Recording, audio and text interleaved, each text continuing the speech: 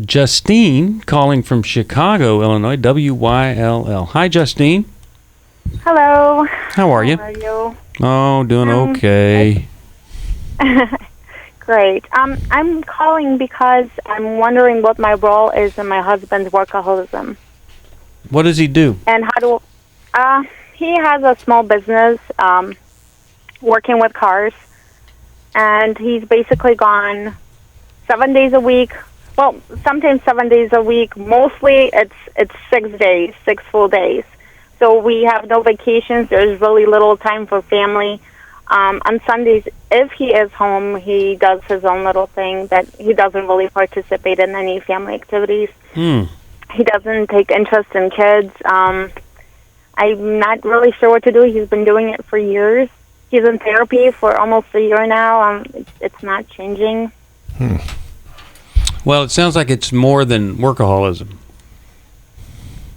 Probably. I'm sure he's running away from his responsibilities. Maybe, maybe not.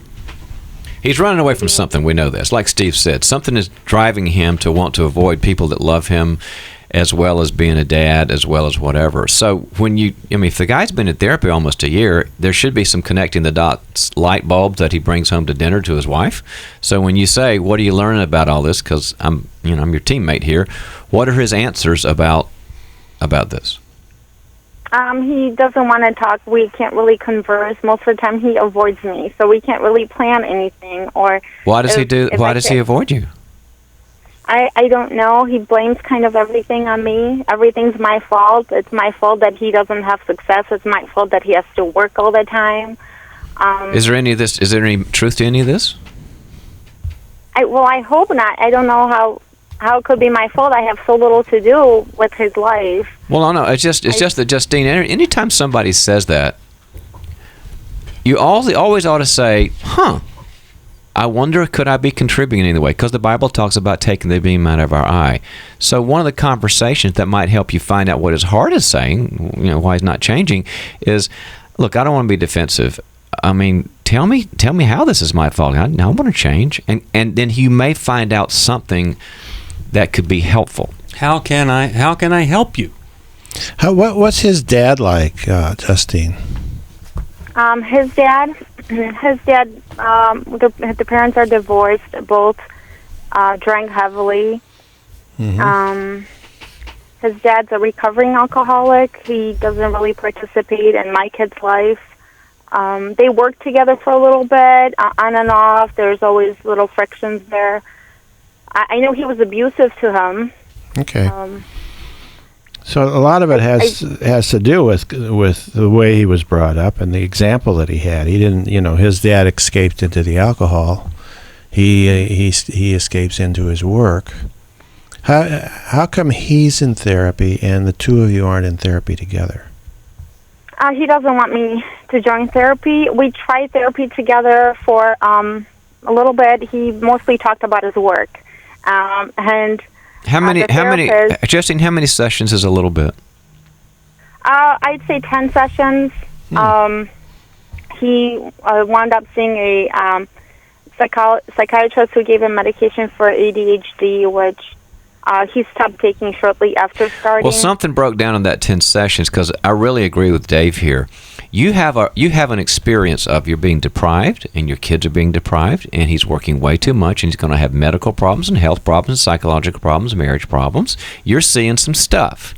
And if he's not in a room with a professional, he'll distort it, going, there she goes again, nagging, and doesn't she know I have these financial deals, and he'll probably distort how much time he thinks that he does spend with the kids. We do that. Guys do that. Mm-hmm. So you need, instead of letting the session, let the control of the session go in the marital, what you probably need to do this time, I'm just saying you're not going to be able to finish this without it. He's discounted you. He's dismissed you. You're negated, Justine. So let's get a pro in again and say to the pro, if it starts going on work stuff and ADD stuff, fine, but I need half of every session to talk about that there are certain reasonable requirements I need for him to love me and spend time with me and spend time with my kids, and he's avoiding that. So we can talk about the other stuff and what a grouch I am, but half the time needs to be, why can't he be home and love his family? people don't understand that they have to take control of some of their marital sessions and say, this is important, because other people avoid their blind spots. He's not a man, he's a mantis. Praying mantis is busy. Oh, yeah. But they don't hang out with other insects. They're out there on a limb by themselves, and he's really not being a human being. He does stuff. Human doer. Yeah, that's to right. The extreme. Yeah. So something will have to happen. Yeah, but this is not going to happen, Justine. Let me just kind of drill this hole a bit deeper here with your words. With your pleas. Yeah. It's too serious. It's been working too long. You've got to get a good, loving, character-based, confrontive marital therapist to say, okay, Justine, yes, stop nagging or whatever you do. And Sam, why would you avoid it? Are you following your dad's generational pattern? Are you trying to stay away from connection? He's trying to stay away from hurt. Is it easier to feel competent at work than it does being with your family? Sam, let's talk about this. And it won't happen if you're not there saying, there's some realities here. And a good counselor would at least be asking him, how many conversations did you have with your wife last week? And, okay, let's try to double that this week. Right. And let's start with the reality here. And nothing's going to change unless there's somebody else that's helping in that, because you can't do it, Justin. She's negated. He is doing the same thing his dad did. His dad escaped with alcohol. Your husband's escaping with work.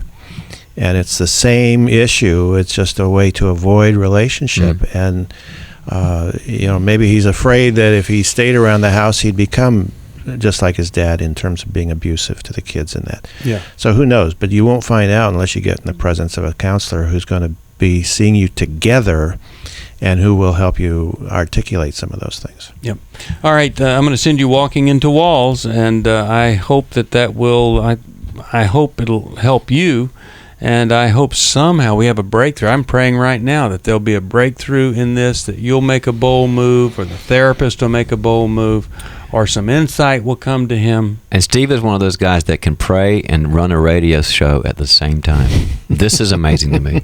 I'm praying for you to say the right thing right now. I feel it.